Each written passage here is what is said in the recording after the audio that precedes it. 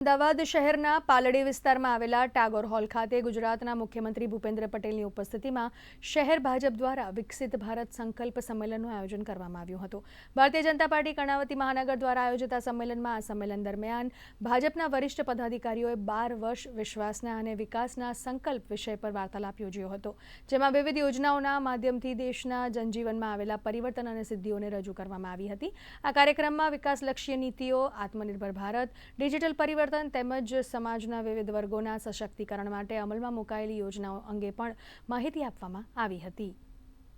12 વર્ષ દરમિયાન થયેલા અનેક લોકકલ્યાણના કાર્યો, જેમાં વિશ્વાસ, વિકાસ અને જનકલ્યાણ આમ આદમીનું સમાયેલું છે, એના સંદર્ભમાં સમગ્ર દેશમાં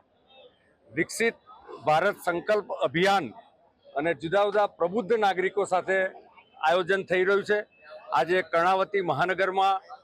ગુજરાતના યશસ્વી મુખ્યમંત્રી શ્રી ભૂપેન્દ્રભાઈ પટેલની ઉપસ્થિતિમાં જુદા જુદા વ્યવસાય સાથે જોડાયેલા લોકો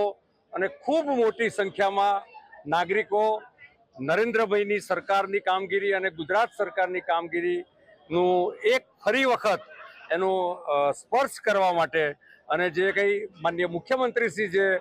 માર્ગદર્શન આપે છે એ વાત જાણવા માટે આજે લોકો ઉપસ્થિત થયા છે।